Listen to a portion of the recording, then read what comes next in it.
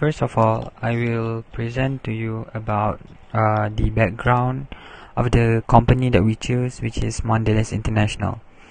So firstly, Mondelez International Incorporation is an American multinational confectionery, food holding and beverage and snack food company based in Chicago, Illinois. So Mondelez has an annual revenue of about $26 billion and operates in approximately 160 countries. It ranked at number 117 in the 2018 Fortune 500 list of the largest United States corporations by total revenues. Alright, so the Mondelez name is a coined word adopted in 2012 that is said to have been suggested by then Kraft Foods employees. It is derived from the Latin word mundus, which means world, and deles, which is a fanciful modification of the word delicious. The Mondelez International is a company that manufactures chocolate, biscuits, gum, confectionery, and powdered beverages. So Mondelez International's portfolio includes several billion-dollar components. So even though Mondelez International is a young company which is founded on October 1, 2012, it was built on the foundation of several predecessor companies, most of which date back over 100 years ago.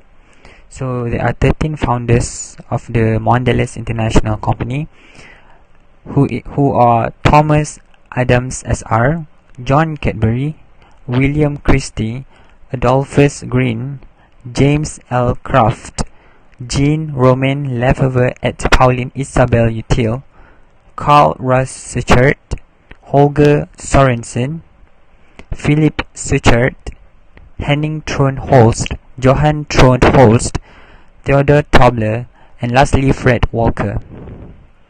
So those are the founders of the Mondelez International Company, which is the predecessor of the predecessor companies which date back over 100 years ago. These are the brands under Mondelez International Company.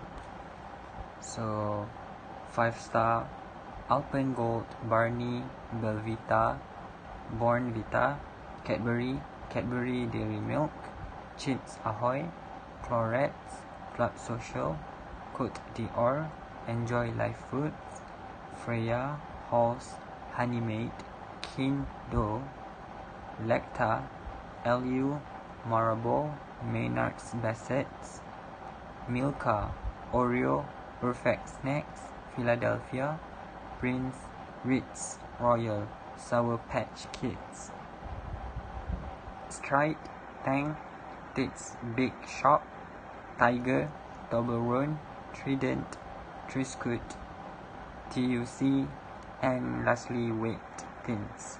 So what is the focus for this company that they aim for their commercial objective? So leading the future of snacking.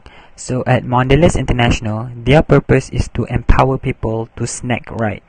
They will lead the future of snacking around the world by offering the right snack for the right moment, made the right way. That means delivering a broader range of delicious, high-quality snacks that nourish life's moments, made with sustainable ingredients and packaging that consumers can feel good about. The objective is, firstly, to study the benefits of this product. Why these products become famous and very well known all around the world? Is it because of the brand's name? Is it because of the company that produces products very famous? Or the quality of the products? Secondly, to investigate the quality of the product. Why people saying this product is good? Why they said that the taste is very delicious? That they have a best quality? How difference of this product between the other brands that also produce the same product? From this company, they produce like a chocolate, which is Cadbury chocolate. As you know, that chocolate have a lot of famous brand like Kit Kat. What kind of difference that they have between Cadbury and Kit Kat? And thirdly, to study the ingredients used in making the products. How they get all the ingredients to make this product? As you know, we need a milk to produce a chocolate. We also need a cocoa to produce a chocolate. Did they have their own farm, like they have their own cocoa farm, or they have their own cow farm? Fourth, to understand the stage of food producing use. How they make this product actually? Like I said before, Cadbury chocolate. This company also produce Oreo, Belvita. Belvita is like a wheat chocolate. Did they have their own paddy field? How many steps did they have to produce this product? And lastly, to study the process of making the product. Did they have a problem while making the product? How they use their machine? Is it clean? We want to know about that. And what kind of strategy that they have to sell and packing this product. So next, I'm going to talk about how Cadbury chocolate is made. Here at the Cadbury factory in Melbourne, where they make 300 million Easter eggs each year for Australia and New Zealand, and we're going to take a look inside to see how they're made.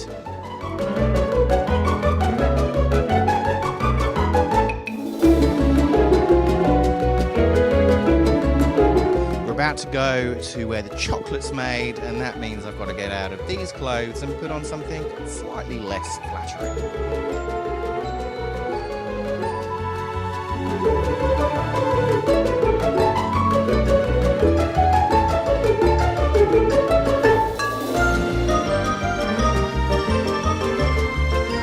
I'm here with Megan. She is the Easter Chocolate Supremo at Cadbury. Megan, tell us about just how big Easter is. Easter is so big for us. We make 12 million bunnies in a season, and we've got about 65% market share here. Australians really love cream egg, and they do also really love hollow eggs because they love the thinness of chocolate, and we know that consumers really wait for them to come into store. So as soon as they come in January, people are telling us about all the new products that they love to try. And this year we've got things like caramel and Old Gold, and consumers are so excited to see them on the shelf.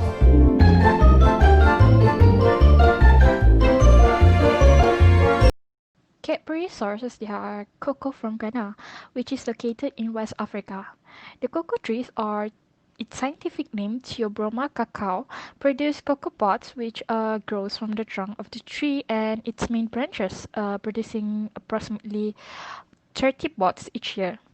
It takes one tree's entire annual crop just to make 500 grams of cocoa. Each pod contains the cocoa beans, about 30 to 40 seeds per pod. The pods are ready for harvesting when between October and December, turning a deep golden color when they are ripe for picking. The pods are cut from the tree and the beans are removed from and fermented to develop the rich chocolatey flavor. The fermented beans are then dried in the sun before they are being packed off to buying station, and they are graded according to quality by the Ghana Cacao Board. Cadbury buyers then select the best beans and they're put on ships and being transported to a processing factory in North Wales. In North Wales factory, the beans are roasted in revolving drums before it is being broken down into little pieces known as kibbles. The shells of the beans are blown away, leaving only the seed nibs, which is the very center of the bean. The nibs are ground down until they develop a thick cream-like consistency known as cocoa mass. This mass is what becomes chocolate and cocoa.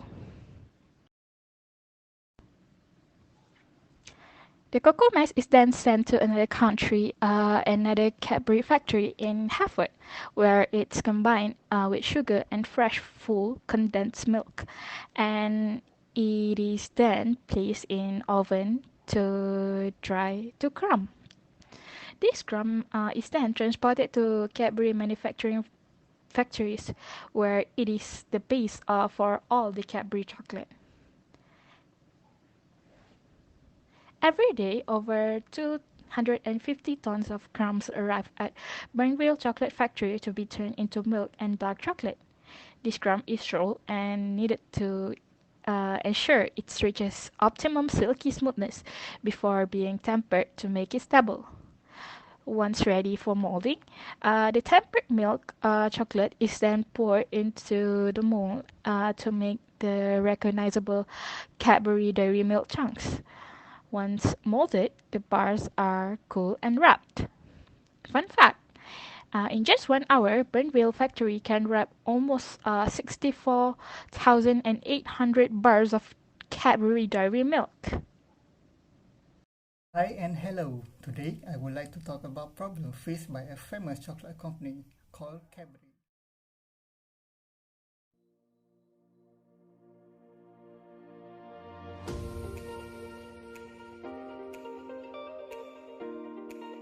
Today, as we all know, the climate change has become a hot topic amongst scientists. Human consumption of fossil fuel releases greenhouse gas measuring billions of tons per year. The effect can be felt globally, but the worst to be impacted are the poor countries where the main economy is agriculture, which brings the topic of our discussion. Climate change is expected to impact the cocoa sector in West Africa, Latin America, with consequences for millions of smallholder farmers, national economy of cocoa producing countries, and the global cocoa industry. Recent studies show that land suitable for cocoa production will decrease significantly in the near future as a result of climate change. In some areas, longer or more intense dry season may adversely affect cocoa growing. Conversely, increase in downfall or humidity level may create ideal conditions for spread of disease. One of the major factors that has led to increase in diabetes patients is obesity, linked to a major intake of sugar via processed food. This effect has been known for the last decade, leading to customers shying away from products containing artificial sweetener and other preservatives. With major organizations like WHO and FDA coming out against high sugar intake, with the latter recommending a cap of no more than 10% of daily energy intake. More customers are turning away from food that are high in sugar. The problem is, manufacturers add sugar and other sweeteners to products ranging from condiment to pasta sauce. With more customers reading product label this day, they could spare trouble for those manufacturers. Compared to other snacks, chocolate is beyond affordable for many in markets such as India, China, and Middle East. This will not change anytime soon. Players with small presence will need to target second and third tier cities where new middle class are on the rise in order to gain market share. Actually, targeting the city is come with risk, as witnessed by Hershey acquisition of Shanghai Golden Monkey. The issues are compounded by the luxury image of chocolate in poor or developing countries. There, only the elite or rich people can have access to the chocolate.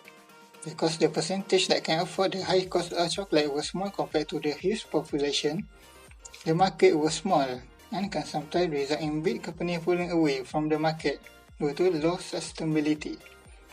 Moreover, local snacks that are manufactured in-house are so cheaper compared to imported chocolate, making it cost prohibitive to the normal citizen.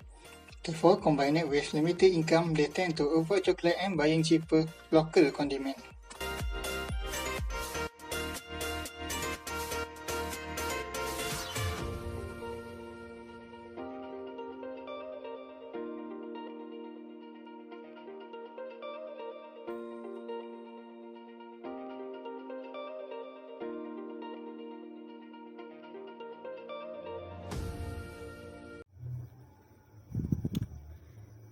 For the conclusion, in summary, this company started from a small company that originally was based on ice cream making, but they started to evolve in a dairy product making afterwards.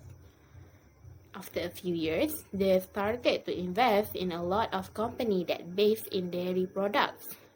In the end, the companies became bigger as they keep investing in a lot of companies that they also produce a lot of famous products such as chocolate, like the brands name like Cadbury, Oreo, and many more. Nowadays, they also owns a lot of products, not just based on dairy products. They also makes a product based on like wheat, biscuits, and many more. Hence, the company keeps getting bigger as they keep producing a good quality products that becomes a favorite snack that everyone loves.